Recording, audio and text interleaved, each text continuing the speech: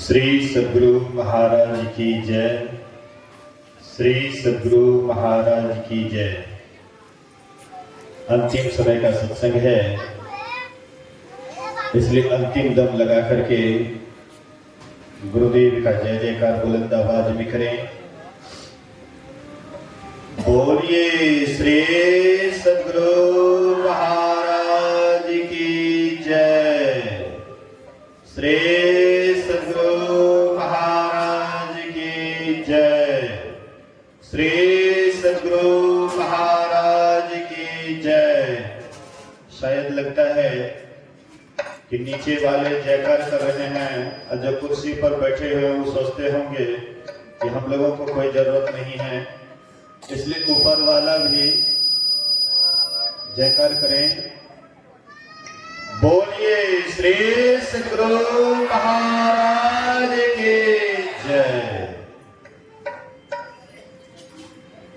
अखंड मंडलाकारं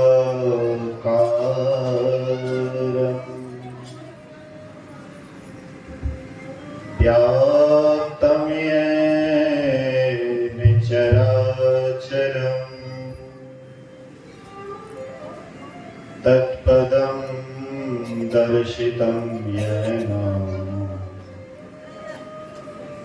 तस्मै श्री गुरुवे नमः। धन्य धन्य सतगुरु सुखद महिमा कहे न जाए।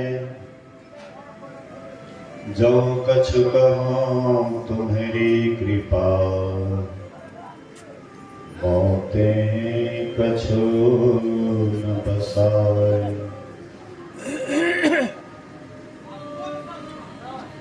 सर्वत्र सर्वदा वर्तमान सद्गुरु महाराज जी के पावन चरणों में कोटि कोटि नमन। उपस्थित गुरुजन, धर्म प्रेमी सत्संगी बंधुओं, पूजनीय माताओं तथा भक्तिमती बहनों, अभी हम लोग श्री रामचरितमानस से सार सटी के 7वें सोपान उत्तर कांड से दोहावली में सुन रहे थे। जीवन मुक्त ब्रह्म पर चरित सुनहि तजि ध्यान। जे हरि कथा न करहि रति, तिनके हिय पाषाण। जो जीते जी ब्रह्म पद को पा गए हैं, जो जीते जी शरीर संसार से छुटकारा पा लिए हैं, जो जीते जी परमात्मा को पा लिए हैं, ऐसे संत महापुरुष भी जब सत्संग का समय होता है, सत्संग होने लगता है, तो ध्यान को छोड़ करके, समाधि को छोड़ करके सत्संग से प्रेम करते हैं। जो सत्संग से प्रेम नहीं करते हैं, उनका हृदय कैसा है? तो पत्थर के समान। जैसे पत्थर कठोर होता है, उनमें थोड़ी सी भी कोमलता नहीं होती है, ऐसे ही वह व्यक्ति का हृदय पत्थर के समान है जो सत्संग से प्रेम नहीं करता है। कहते हैं वह हृदय कठोर है जो हरि कथा को सुन करके पिघलती नहीं है। वह हृदय कठोर है, पत्थर के समान। सुन रहे थे भगवान श्री राम सभी प्रजाओं को बुलाए। हालांकि राम राज्य की प्रशंसा लोग करते हैं, कहते हैं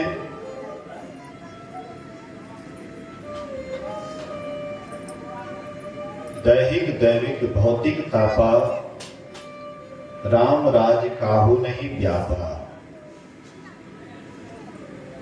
ये जो त्रिताप है, 3 तरह के ताप हैं, दैहिक दैविक भौतिक। ये राम के राज्य में नहीं था, लेकिन थोड़ा गहराई से अगर समझेंगे तो हम आपको पता लगेगा कि राम के राज्य में भी त्रिताप था। जैसे हम आपको दैहिक दैविक भौतिक ताप होता है, वैसे ही राम के भी राज्य में ये दैहिक दैविक भौतिक ताप होता था। अगर आप कहिएगा कि नहीं होता था, तो मैं आपसे पूछता हूं कि जब राम जी का वनवास हुआ, सीता और लक्ष्मण भी साथ में निकल गए, तो फिर महाराज दशरथ क्यों शोक में, राम के शोक में अपना शरीर का परित्याग कर दिए? क्या ये दैहिक दुख नहीं है? इसको आप क्या कहिएगा? दैहिक दुख नहीं कहिएगा? क्या भौतिक दुख राम के राज्य में नहीं था? क्या वहां पर हिंसा नहीं होती थी? सुनते हैं कि राम के राज्य में ओम का उच्चारण सुनते हुए कोई शूद्र पकड़ा गया। राम जी उनके कान में शीशा पिघलवा करके उनके कान में डलवाए। बेचारे उस समय में वे मतलब जो है तड़फड़ा करके जीवन लीला को समाप्त कर दिए होंगे, मर गए होंगे। कितना उनको कष्ट हुआ होगा।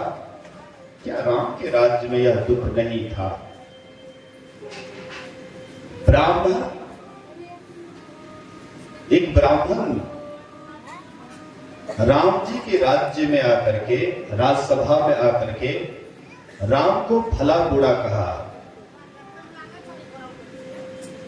शूद्र की तपस्या से ब्राह्मण को क्षति हुआ, और इसके लिए राम की सभा में आकर के वह ब्राह्मण राम को क्या नहीं कहा?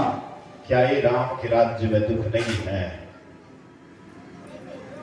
लेकिन जिस राम राज्य की बात गोस्वामी तुलसीदास जी महाराज कर रहे हैं कि दैहिक दैविक भौतिक तापा, राम राज काहू नहीं व्यापा, ये पृथ्वी पर का राम राज्य नहीं है। अभी हम वहां मंदिर बनाने के फेरे में हैं।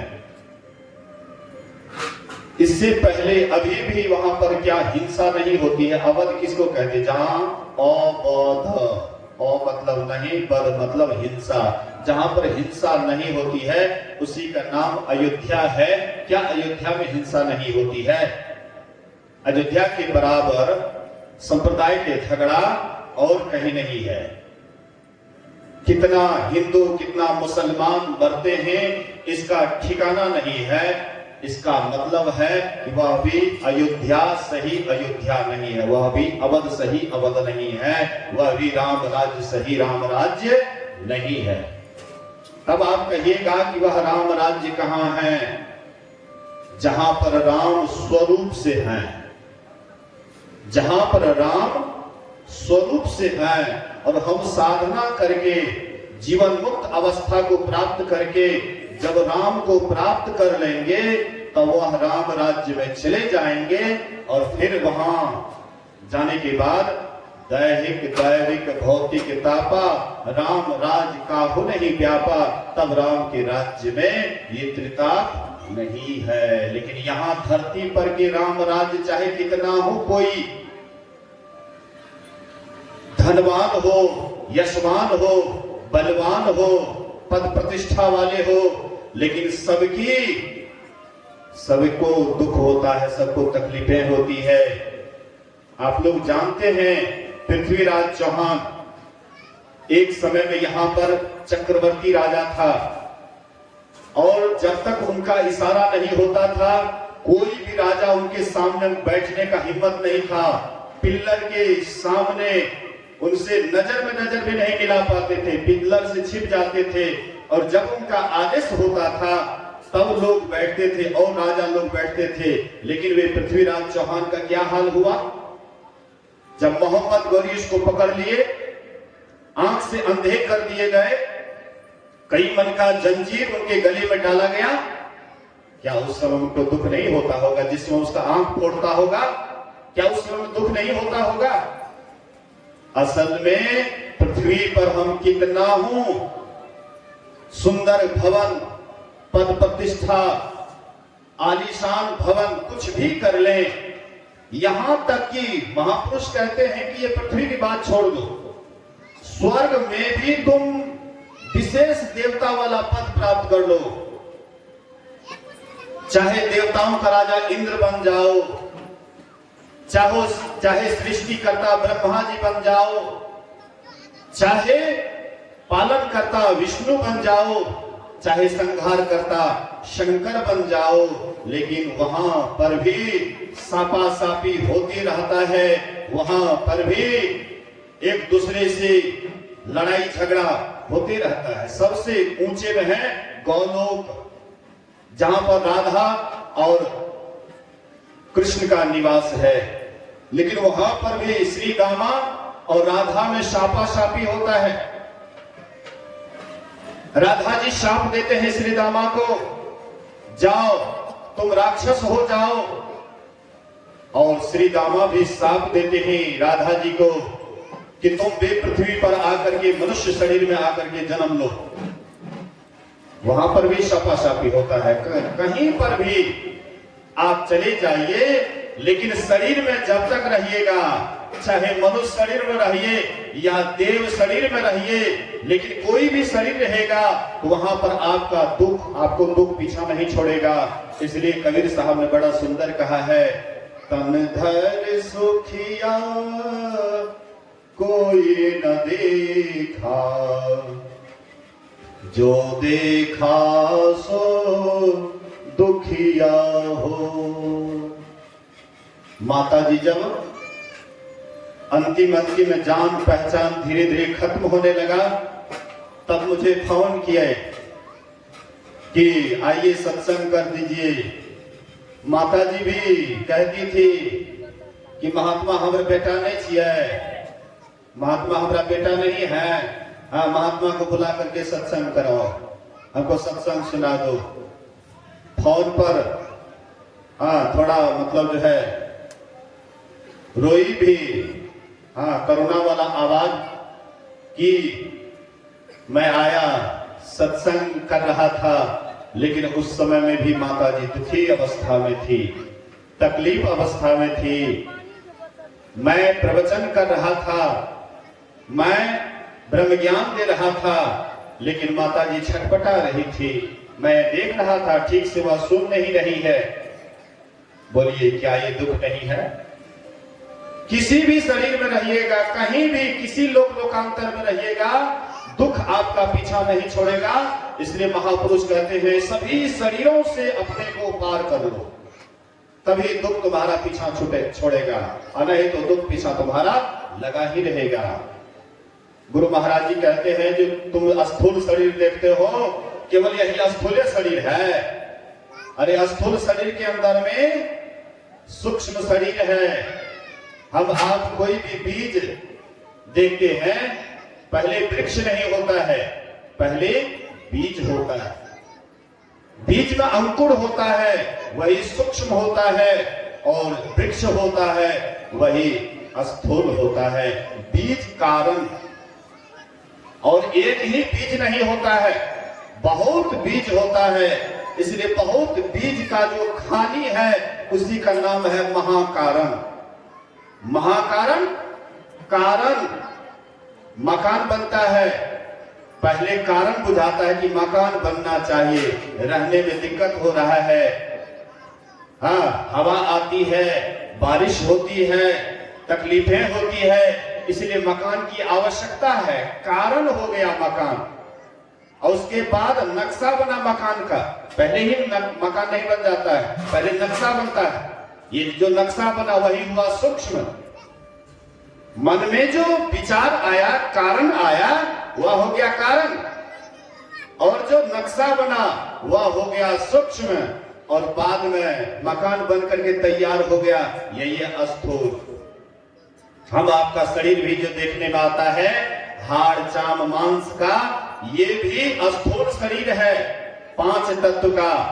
क्षिति जल पावक गगन समीरा, पंच रचित अति अधम शरीरा। सो तनु ताप आगे सोवा, जीव नित्य तुम के ही लगी रोवा। भगवान राम उपदेश कर रहे हैं किनको? तारा को। जब बाली मारा गया, तारा आकर के विलाप करने लगी, रोने लग जाती है। भगवान श्री राम कहते, तारा क्यों रो रही है, क्यों आंसू बहा रही है? बोले, प्रभु आप मेरे पति को मार दिए, अब फिर कहते क्यों आंसू बहा रही है? मेरा पति मरा हुआ है। कहते, तारा तुम किसको पति कहती है? क्या इस शरीर को पति कहती है? शरीर तो अभी भी पड़ा हुआ है तुम्हारे सामने में। जिसको तुम अगर पति शरीर को कहती है, तो शरीर तो अभी भी पड़ा हुआ है। अगर तुम आत्मा के लिए रोती है, आत्मा तो कभी मरता ही नहीं है, आत्मा तो अविनाशी है। जीव नित्य तुम के ही लगी रोवा। जीव तो नित्य है, ये तो अविनाशी है, ये तो मरता नहीं है, ये तो जलता नहीं है, ये तो सड़ता नहीं है, ये तो गलता नहीं है। इसके लिए तुम रोती है, अविनाशी के लिए। अच्छा, भगवत शरीर के लिए रोती है, वो तो सामने पड़ा हुआ है। तारा को आत्मज्ञान हो जाता है और तारा चुप हो जाती है। हम आपके भी परिजन कोई शरीर छोड़ते हैं तो हम आंख से आंसू बहाने लगते हैं। हम शरीर को ही जानते हैं, इसलिए आंख से आंसू बहाते हैं। अगर हम शरीर के अंदर में रहने वाले को जान जाएं, तब आपके आंख से कभी भी आंसू नहीं बहेगा, याद रखिएगा। राधा स्वामी संप्रदाय के एक महात्मा हुए जिनका नाम था शालिग्राम साहब। जनरल पोस्टमास्टर वे थे। नौकरी छोड़ करके गुरु की सेवा करने लगे, शिवदयाल स्वामी की सेवा करने लगे। उसके बाद शिवदयाल स्वामी के बाद वही गुरुगद्दी पर आसीन थे। पहले घर परिवार वाले थे, बाल बच्चेदार भी थे। जब उसका एक लड़का बीमार पड़ जाता है, शालिग्राम साहब का, घर से खबर आता है, महाराज आपका लड़का बीमार है। कहते हैं जाओ अच्छे डॉक्टर से दिखाओ। दूसरे दिन खबर आता है, महाराज बचने वाला नहीं है, अंतिम श्वास गिन रहा है। कहते हैं सिविल सर्जन के पास ले जाओ, सिविल सर्जन के पास ले जाओ। तीसरे दिन खबर आता है, महाराज अब संसार में नहीं रहा। बोले कि ले जाकर के श्मशान में जला दो। क्या हम आपसे हो सकता है? हम आप सत्संग में बैठे हुए हैं, खबर आ जाए घर से कि आपका लड़का बीमार है, कितना देर यहाँ पर टिक पाइएगा? देखने लगेगा कौन महात्मा है, क्या प्रवचन करते हैं, कौन गुण ज्ञान कहते हैं। किसी से आपको कोई ज्ञान से उस समय मतलब नहीं रहेगा, कोई महात्मा से मतलब नहीं रहेगा। आप वहां से इतना तेजी से भागिएगा कि कहीं आपको भी दांती पर दांती न शुरू हो जाए। लेकिन वे कैसे थे? बेटा बीमार है, किसी अच्छे डॉक्टर से दिखाओ, बचने वाला नहीं है, सिविल सर्जन से दिखाओ। मर गया, श्मशान घाट में जला दो, लेकिन तनिक भी उनके अंदर आंख से आंसू नहीं। ये कैसी बात है? आप कहिएगा निर्मोही है। वे जानते थे। आप थोड़ा सा विचार कीजिए, एक जीवन में हम कितना कपड़ा बदलते हैं? एक जीवन में हम कितना कपड़ा बदलते हैं जिसका कोई ठिकाना है? एक जीवन में अनेक कपड़ा बदलते हैं, और जब कपड़ा पुराना हो जाता है, फट जाता है, तो क्या हम कपड़ा से मोह रखते हैं, कपड़ा से ममता रखते हैं? हे कपड़ा, मैं तुझे नहीं छोड़ूंगा, क्या कभी बोलते हैं मुझसे? नहीं, कपड़ा को बिना मोह के त्याग देते हैं। ये तो फट गया है, पुराना हो गया है। दशहरा आया था, इसमें तो सब हर ही सुर ही, सब नया नया कपड़ा।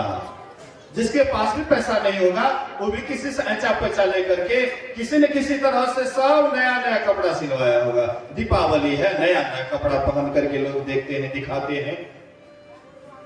पुराने कपड़ा से आपको मोह रहता है।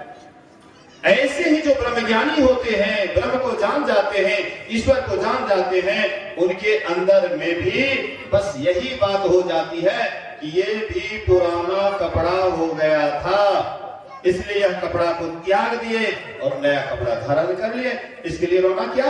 इसके लिए तो और खुशी की बात है। पुराना कपड़ा छोड़ते हैं, नया कपड़ा धारण करते हैं, तो क्या हम रोते हैं? कपड़ा के लिए बड़ी खुशी होती है, बड़े उत्साह के साथ नया कपड़ा धारण करते हैं। वैसे ही यह जीवात्मा जो ब्रह्मज्ञानी होते हैं, वे समझ जाते हैं कि ये सब शरीर पुराना हो गया, फट गया, अब ये रहने लायक नहीं था, इसलिए छोड़ करके चले गए। महापुरुष कहते हैं, इस संसार में जो भी आए सबको यहां रोना पड़ा। राम आए, वे भी बन बन सीता सीता कह करके भटके, आंख से आंसू बहाए। कृष्ण आए, रोए तो नहीं, लेकिन अंत में कृष्ण जब एक ही दिन में 56 कोटि जदुवंशी एक ही दिन में आपस में लड़ झगड़ करके समाप्त हो गया, जब सबके सब मर जाता है, भगवान कृष्ण सबको छोड़ करके उदास होकर के चले गए शुकर क्षेत्र, और वहां जाकर के एक ठेकुना पर पैर उठा करके रखे हुए थे, और एक साधारण व्याधा देखता है कि लगता है कि हिरण का मुंह, लाल तलवा जो भगवान का दिखाई पड़ रहा था, उनको लगा कि हिरण का मुंह है, हिरण समझ करके वे बाण चलाते हैं। साधारण बाण लगता है, भगवान कृष्ण शरीर छोड़ देते हैं। मतलब राम आए शरीर में, कृष्ण आए शरीर में, संत महापुरुष आए शरीर में, सबों ने यह परीक्षण करके देखा, ये शरीर ही, ये संसार ही दुखालय है, इसलिए यह शरीर को, संसार को छोड़ दो। तो हम आप सीधा इसका अर्थ समझते हैं, छोड़ने का मतलब है जहर माहौर खा लो, या रेलगाड़ी में कट जाओ, या किसी तरह से ये शरीर को त्याग दो, बस हो गया छुट्टी। संत महात्मा कहते हैं ऐसे तुम्हारी छुट्टी कभी नहीं हो सकती है, और तुम दुख के दलदल में चले जाओगे। छुट्टी तो नहीं होगी, लेकिन दुख के दलदल में चले जाओगे। लेकिन संतों के युक्ति से अगर तुमने शरीर छोड़ने की तरीका जान गया, तब तो तुम परम पद को प्राप्त कर लोगे, परमात्मा को पालोगे। स्वामी राम तीर्थ एक बड़े अच्छे महात्मा थे। स्वामी राम तीर्थ गए जापान, जापान से वहां के लोगों ने कहा कि आप कहां जाएंगे स्वामी जी? बोले कि हमको जाना है अमेरिका। जापान वासी अमेरिका का टिकट कटा दिए, जहाज का टिकट कटा दिए। वे आए अमेरिका, और अमेरिका में जैसे उतरते हैं, जहाज से उतरने लग जाते हैं, किसी अमेरिकन ने कहा कि स्वामी जी, ये अमेरिका पैसे वालों का दुनिया है, देश है, आपके पास कितने पैसे हैं? स्वामी रामतीर्थ कहते हैं कि मेरे पास एक भी पैसे नहीं है। बोले आपका नाम क्या है? बोले राम बादशाह। वाह, राम बादशाह, आप ऐसा एक फूटी कौड़ी भी नहीं। बोले कि भाई मेरा नाम है राम बादशाह, आप जहाज से नहीं उतर सकते हैं, आपके पास पैसे नहीं हैं, आप यहां नहीं उतर सकते हैं। एक अमेरिकन उधर से कहते हैं कि स्वामी जी जब तक रहेंगे अमेरिका में, तब तक जितना भी खर्च होगा, सारा खर्च मैं अपने सिर पर लेता हूं। स्वामी राम तीर्थ हंसने लगे और कहते हैं, देखा, अरे बादशाह पैसा नहीं रखता है। पैसा कौन रखता है? खजांची। खजांची के पास पैसा होता है। ये देखो मेरा खजांची है, और जब तक मैं अमेरिका में रहूंगा सारा खर्च वाहन ये करेंगे। उसके बाद गए शिकागो शहर, सबसे बड़ा शहर है अमेरिका में शिकागो शहर। वहां पर गए और कहते हैं कि भाई आप अपना विज्ञापन बंटवा दीजिए, छपवा करके विज्ञापन बंटवा दीजिए। कहते मैं ऐसे विज्ञापन बंटवारा नहीं करता हूं। तो कैसे लोग जानेंगे, आपके भाषण को सुनने के लिए आएंगे? बोले कि जितने बड़े बड़े डॉक्टर हैं सबको बुलाओ, जो बड़े बड़े डॉक्टर हैं, जो शरीर के चीर फाड़ करके बहुत कुछ जानते हैं, हाँ बड़े बड़े सर्जन हैं, सबको बुलाओ। सबको बुलाए। स्वामी जी डॉक्टर से कहते हैं कि मैं ध्यानस्थ हो जाता हूं और तुम देखो मेरे नस नाड़ी को, मेरे शरीर के गर्मी को। जब ये ध्यानस्थ हो गए, देखते हैं हाँ नाड़ी बंद है, देखते हैं धड़कन बंद है, शरीर में गर्मी नहीं है, डॉक्टर मृत घोषित कर दिए। बोले कि ये महात्मा तो मर गया, ये महात्मा मर गया। और थोड़ी देर बाद महात्मा जी डॉक्टर से बात करने लग जाते हैं। बोले कि ये कैसी विद्या है? बोले यही भारत की विद्या है, जो जीते जी मरने के लिए सिखाता है। जो जीवन में मरने के लिए सीख जाता है, फिर उसकी कभी मृत्यु नहीं होती है, वो सदा के लिए अमर हो जाती है। गुरु महाराज जी पटना में नंदलाल मोदी की यहां हृदय का ऑपरेशन होने वाला था। डॉक्टर शैलेंद्र कुमार सत्संगी थे, एक और डॉक्टर थे, वे सत्संगी नहीं थे। गुरु महाराज से कहते हैं कि हुजूर ऑपरेशन करने के लिए हाँ नशा देना पड़ेगा, और जब आप नशा में हो जाइएगा तब आपका ऑपरेशन होगा। गुरु महाराज कहते हैं मैं जीवन में कभी नशा नहीं लिया, जीवन भर में कभी नशा नहीं लिया, और ये अंतिम समय क्या नशा लेंगे? अच्छा कहो तुमको ऑपरेशन करने में कितना देर लगेगा? बोले कि घंटा 1.5 घंटा। बोले कोई बात नहीं, मैं घंटा 1.5 घंटा के लिए शरीर से ही निकल जाता। घंटा 1.5 घंटा के लिए शरीर से निकल गए। डॉक्टर चीर फाड़ करके ऑपरेशन करके, दूसरे डॉक्टर बोले अब तो ये वृद्ध बाबा चले गए, अब काहे के लिए इसका सिलाई विलाई करेंगे, अब तो ये समाप्त हो गए। डॉक्टर शैलेंद्र कहते हैं कि हमारा जो काम है वो हम लोग अपना काम करें, उनका काम वे जाने।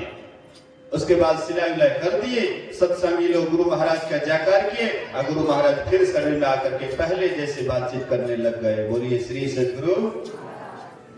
यही एक जन्म नहीं, कई जन्म के बाद जिस जन्म में आप मरने की कला सीख जाइएगा, उसी जन्म में आप मुक्त हो जाइएगा।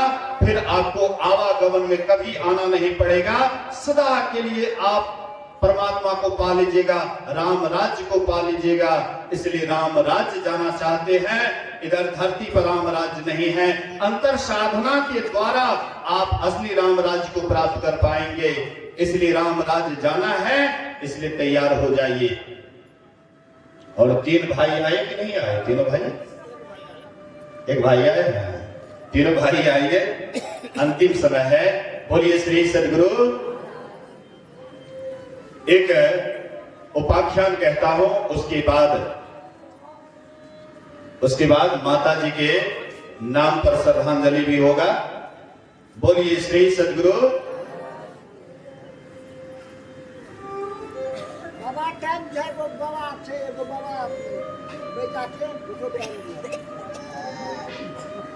बोलिए श्री सद्गुरु।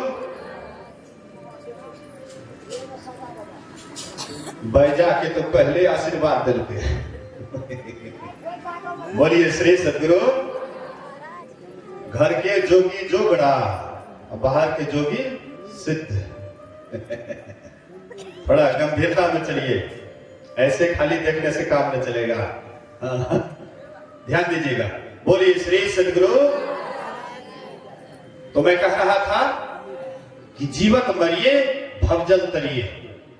जीते जी मरने की कला अगर आप सीख जाएंगे तो भवसागर को तर दीजिएगा। भगवान राम कहते हैं साधन धाम मोक्ष कर द्वारा। ये शरीर क्या है? साधनों का धाम है, और इसी शरीर में मोक्ष का रास्ता है, मुक्ति का रास्ता है। ये शरीर से हम जहां जाना चाहें वहां जा सकते हैं। यह शरीर से नीचे भी गिर सकते हैं, और नीचे तो गिरे ही हैं। बोलिए श्री सद्गुरु। नीचे ही गिरे हैं, हम लोग अभी क्या करते हैं, खा पी करके जाते हैं सोने के लिए, तो नीचे जाते हैं ऊपर जाते हैं सोने में? आंख से नीचे जाते हैं, आंख से नीचे जाते कंठ में तो सपनाने लग जाते हैं, वहां से नीचे जाते हृदय में तो वहां पर गहरी नींद में चले जाते, बेहोश हो जाते हैं। तो नीचे में ही तो जा रहे हैं, नीचे में ही तो नरक जाने वाला है। नरक कहाँ है? खाई, पाताल, हाँ वही है नरक। सुतल लोक, हाँ कितना लोक लोकांतर है, 7 लोक है, 7 नरक हैं। नीचे में ही नरक है, ऊपर है स्वर्ग। तो हम लोग कहाँ जाते हैं? हम लोग कहाँ जाते हैं? नीचे के ही तरफ जाते हैं, नरके में रहते हैं। इसलिए राम भगवान कहते हैं कि यह शरीर मिला है नरक जाने के लिए नहीं। हम लोग 84 में ही तो भ्रमण करते हैं, अभी भी 84 की बात सोचते हैं। बाल बच्चा, घर परिवार, जमीन जायदाद, मकान दुकान, ये 84 में ले जाने वाला है जाल। यही जाल सबको 84 में बांध करके ले जाता है। कभी कुत्ता, कभी बिल्ली, कभी सांप, कभी छुछुंदर, यही आपको बनाता है। नीचे ही जा रहे हैं हम लोग। स्वर्ग जाना चाहते हैं तो स्वर्ग इधर आंख से नीचे नहीं है, आंख से ऊपर है स्वर्ग। और आंख से ऊपर कैसे जाइएगा? जब तक ध्यान नहीं कीजिएगा, जब तक साधना नहीं कीजिएगा, तब तक ऊपर नहीं जाइएगा। नीचे वाला रास्ता तो एकदम रेलवे सड़क बना हुआ है, हाँ 4 लाइन 6 लाइन बना हुआ है। एकदम आंख बंद कीजिए, तुरंत सो गए, मर गए। मरने में कोई फेरा नहीं है, कोनो कष्ट नहीं है, एकदम तुरंत मर जाते हैं। लेकिन मरने की कला नहीं जानते हैं। ये मरना तो सब आदमी मरते हैं, हरही सुरही सब मरते हैं। ये मरने से आपका काम नहीं चलेगा। महिष को जब आप तालाब में ले जाते हैं तो महिष जब तालाब में जाती है तो वहां पर बहुत हावड़ होता है जो महिष पर एकाएक आक्रमण कर देता है, काटने लग जाता है। तो महिष क्या करते हैं? अपना सिर पानी के अंदर कर लेते हैं। लेकिन कब तक अंदर करके रखेंगे? फिर ऊपर करते, फिर हावड़ बैठ करके काटने लग जाता है। बस वही बात है, हम आप भी जो नींद में जाते हैं, ये जो चिंता रूपी सांपिन है दिन रात काटते रहता है, वो तत्काल के लिए उससे हम बेखबर हो जाते हैं नींद में जाने के बाद। अब फिर जब जगते हैं तो फिर चिंता रूपी सांपने सभी काल जग खाए। पूरा संसार की ये चिंता रूपी सांपनी सबको खा रहा है। मोह ममता सबको सता रहा है, काम क्रोध सबको सता रहा है, लोभ सबको सता रहा है। इसलिए महापुरुष कहते हैं आंख से ऊपर चलो, ये हावड़ ही सदा के लिए समाप्त हो जाएगा। ये जो हावड़ आपका हमारा पीछा किया हुआ है, आंख से ऊपर चलो। आंख से ऊपर कैसे चलोगे? आंख से नीचे जाने के लिए कोई परिश्रम नहीं करना पड़ता है, लेकिन आंख से ऊपर जाने के लिए परिश्रम करना पड़ता है। इसी के लिए एक मंत्र जप, एक नाम का जप, एक रूप का ध्यान, दृष्टियों की क्रिया, नादानुसंधान, ये 4 क्रिया आंख से ऊपर चलने के लिए है। आंख से नीचे चलने के लिए कोई कष्ट नहीं, कोई दुख नहीं, वो तो बना ही हुआ है। ऊपर चलिए। कोई महापुरुष जो होता है वह अपने से रास्ता बनाता है, तब ये महापुरुष होते हैं। पगडंडी पर कोई कोई चलता है, बिना बनाए रास्ता पर कोई सुरमा चलता है, और बने बनाए रास्ता पर तो एड़ू गेड़ू सब चलता है। बिना बनाए रास्ता पर चलिए। बिना बनाए रास्ता है आंख से ऊपर। आओ वीरों मर्द बनो, अब जेल तुम्हें तजना होगा। मन निग्रह के समर क्षेत्र में सन्मुख फिर डटना होगा। गुरुपद धरकर ध्यान से सुनो, दृष्टि अरादो सुषमन में। मन की चंचलताई से बल कर के बचना होगा। वक्त नहीं है ए वीरों अब गाफिल होकर सोने का। बिंदु राह से निकल बहादुर, तम मंडल टपना होगा। आओ वीरों मर्द बनो, अब जेल तुम्हें तजना होगा। दामिनी दम के चंदा चमके, सूर्य तपे ज्योति मंडल। इस मंडल से आगे वीरों और तुम्हें बढ़ना होगा। शब्द मंडल में सार शब्द ध्वनि, गुरुगम होकर धर लेना। जगत जेल को इसी युक्ति से सुर में ही तजना होगा। आओ वीरों मर्द बनो, अब जेल तुम्हें तजना होगा। इस तरह से आप सूर बनिए, वीर बनिए। कायर तो सब बने हुए हैं, कायर का ही काम है नीचे की तरफ जाना, ऊपर की तरफ कोई सूरमा जाता है, कोई वीर जाता है। सूर संग्राम को देख भागे नहीं, देख भागे सोई सुर नाहे। काम और क्रोध मतलोभ से जूझना, मड़ा घमसान तम खेत माहे। सांच और सील संतोष साहिब है, नाम शमशेर तम खूब गाजे। कहे कबीर कोई जूझ है सूरमा, कायरा देख तम तुरंत भाजे। जो इस तरह से साधना करेंगे वही परमात्मा को पाएंगे, और नहीं तो भव सागर में तो डूबेंगे ही। तो आइए, ये माता जी के नाम पर ये जो सत्संग हो रहा है, प्रमुख साहब की धर्म पत्नी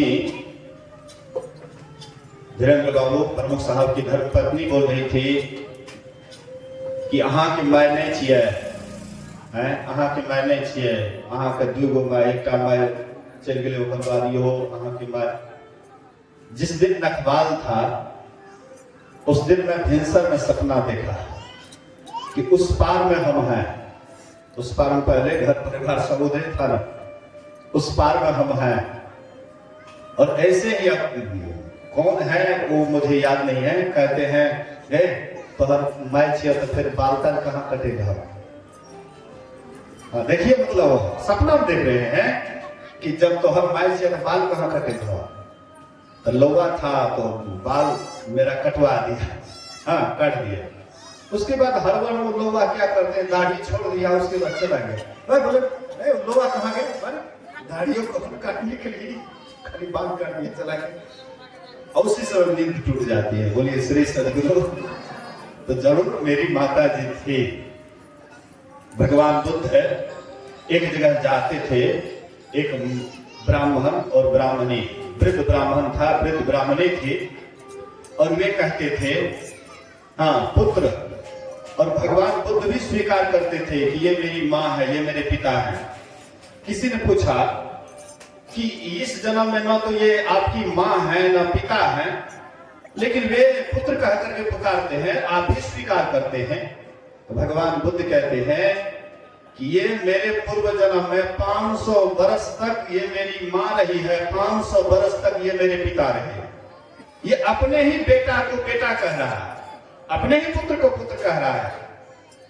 तो कौन जानता है कब किस योनि में आए, कौन माँ बनी, कौन पिता बने, इसका कोई ठिकाना नहीं। हो सकता है किसी जन्म में मैं भी उनका पुत्र हो, इसका कोई ठिकाना नहीं है। इसलिए माता जी के शुभ कामना के लिए मैं गुरु महाराज से प्रार्थना करता हूँ कि हे गुरुदेव, कपटी कपूत जो हूं तुमरे कहाऊ तो हूं, सरणी तिहार ये हो, चाहो सो बना दो, चाहो सो मोही बना दो।